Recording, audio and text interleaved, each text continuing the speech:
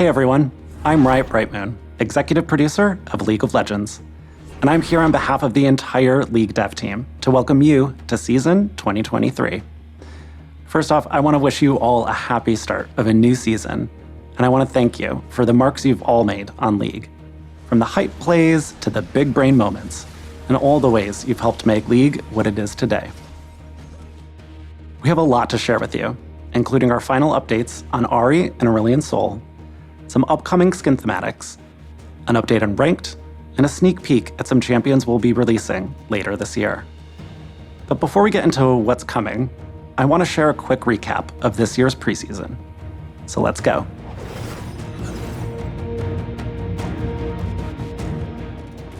The Chemtech Drake has had a major glow up. In her new and improved form, instead of resurrecting friends and foes, she now mutates all the plants on the map with Chemtech empowerments. They still do what you're used to, only now with a twist. And each time you defeat the Chemtech Drake, she'll grant stacking tenacity, plus healing and shielding power. If you claim the soul, you'll deal increased damage and receive damage resistance when at low health. We also added new pings to help you communicate with your team more effectively, including the push, bait, and all in. Better pings mean clearer calls on what you want to accomplish as a team. My personal favorite is using the hold ping right after my whole team dies defending Baron. It wouldn't be preseason without some changes in the jungle. You now have a path recommender, an updated camp patient system, and new jungle companions to help you conquer the scary monsters of the jungle. Last, but certainly not least, we have changes like a new rune recommender, some new in-game items, as well as a few returning favorites, and a few changes to ARAM, like new Hextech gates that transport you down the map, falling towers and the rubble that they create, and some more balance changes to keep ARAM games feeling fair and fun for both teams. Now that we've covered preseason changes, let's talk about some of the new things coming this season.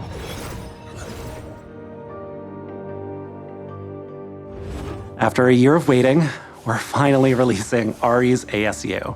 Her base, her skins, new VFX, splashes, and all 9 tails have been updated and will be out for all of you in just a few weeks. We can't wait to see what you think of her new look.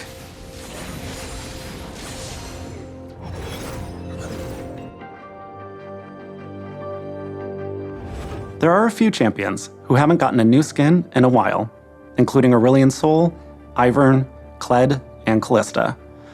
And I have some good news. They'll all be receiving a new skin this year. Callista's skin is coming to us from a world of beauty and magic, nature and majesty. The Fairy Queen presides over the courts of the 4 seasons, and the Fae who reside there are empowered by the natural world and the magic within it. Not all within the Fae world is light and beauty. After we leave the Fae realms, we're returning to a fan favorite. It's a little bit more adorable than beautiful. The skin line that brought you Pugma, Corky Corgi, and Yorick in a cat onesie is coming back. So open up some catnip, dust off your chew toys, because more champions are getting fluffy. These are just a few of the new things we have planned for Season 2023. I'll hand it over to Riot Auberaun, who will share our plans for Ranked.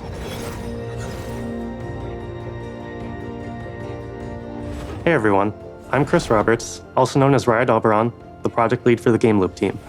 We work on things like champ select, matchmaking, and the various queue types from ranked to normals. That means we're not just focused on ladder grinders, we're also here for players who just want to have a good time with friends. Last year, we shared a blog update with some of our upcoming plans, including anonymized champion select, pick order swapping, and the loadout recommender. Since then, we've also been working on a few other projects, and there's one big thing I want to talk to you about today: the mid-year ranked reset.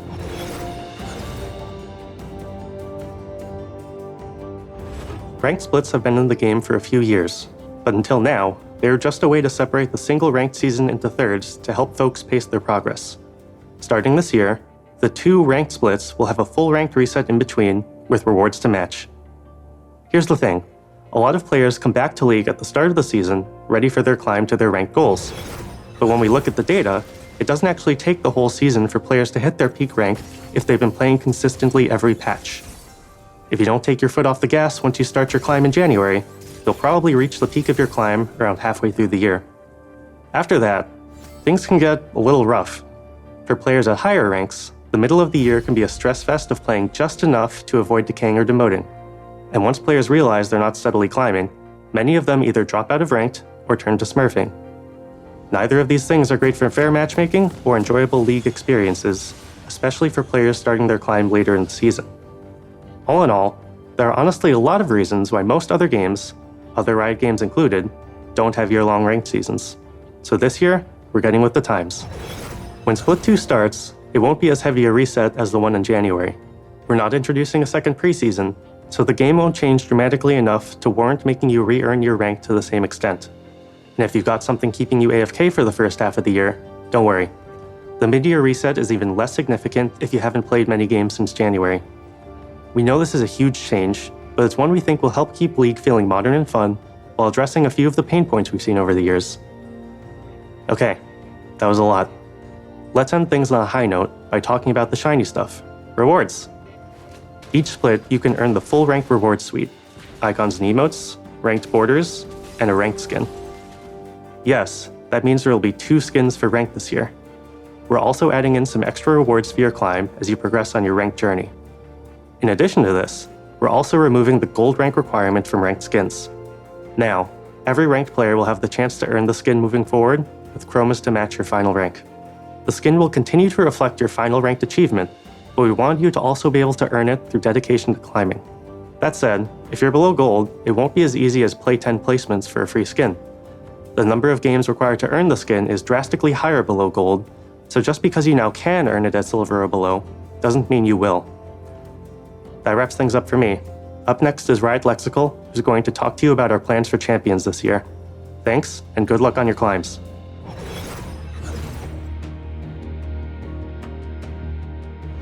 Hi everyone, Lexi, Riot Lexical Gal, the product lead for champions here.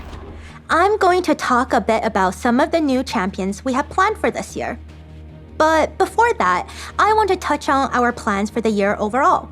This season, we're focusing a bit more on smaller updates to the parts of the champion roster that has been left in the dust.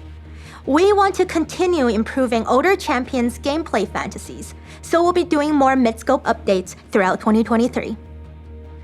And beyond gameplay changes, we'll also be polishing up some of the roster with much-needed VO updates for a few of our older champions like Nidalee and Varus, both of whom cross paths with some of our upcoming champions.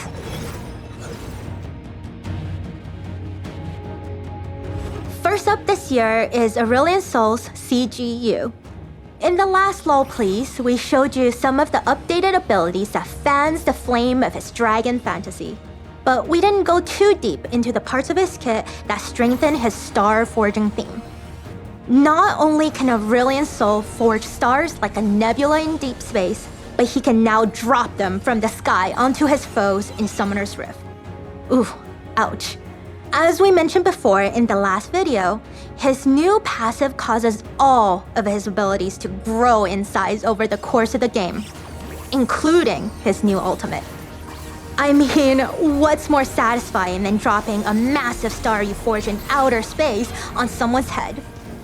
We can't wait to see what you all think of the new and improved Starforger, and we hope a lot of you will find a new main with him. After Aurelion Sol, we'll be releasing some brand new champions. One of our goals for the past few years has been to make sure we have a champion for everyone to enjoy. So we try to have a diverse champion pool that's inclusive of all cultures, genders, and in-game skill levels for every role. And that brings us to our first new champion of the year.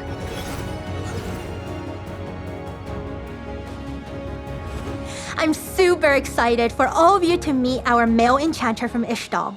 Displaying an incredible understanding of the fire axiom at a young age, Milio uses fire not to raise cities, but to soothe wounds.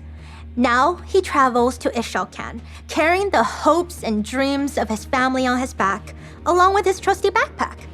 He's about to face the biggest challenge of his young life, the Vidalian. His journey to Ishalcan will broaden his horizons and introduce him to new people and places, but it'll also bring him closer to Yuntao's darkest secrets. But no matter what challenges come, he'll always bounce back into action and be ready for his next adventure.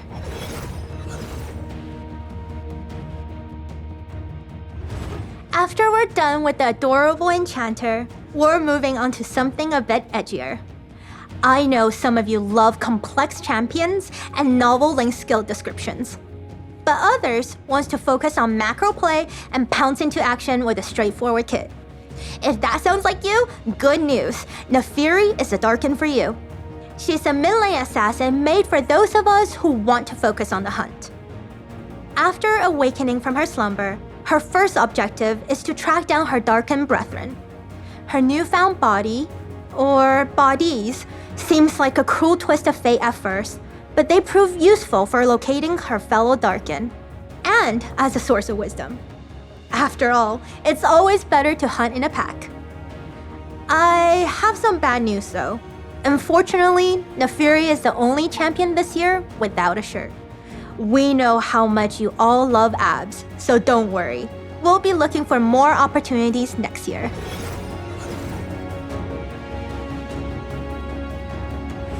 It's been a while since we spoke about everyone's favorite crystal scorpion. The Skarner VGU team has started exploring ways to dial up his scorpion fantasy. At this phase, we're leaving no arthropod hiding stone unturned to find exciting themes, kits, and stories. We'll be releasing a dev blog later this year with more information on his progress. Looking further out, we also have a hangry jungler and an artistic mid laner who are looming in the distance. They're a bit too early to talk about at the moment, but look out for future teasers. That's all from me today. I'll hand it back to Riot Brightmoon for some final thoughts. That pretty much wraps up things for today. But I do have one small update I want to share before we go. For years, you've been asking us for the ability to play League in any language, no matter where you are. I'm happy to share that later this year, you'll be able to select your language in League settings. We hope this makes your experience a little bit more enjoyable, no matter where you're playing from or what language you speak. I also want to remind everyone who has Xbox Game Pass to link it to your Riot account.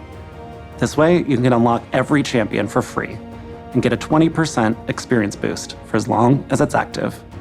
We have a lot more in store for this year, and we cannot wait to share more later. Thank you so much for watching. Best of luck on your climb, and I'll see you on the Rift.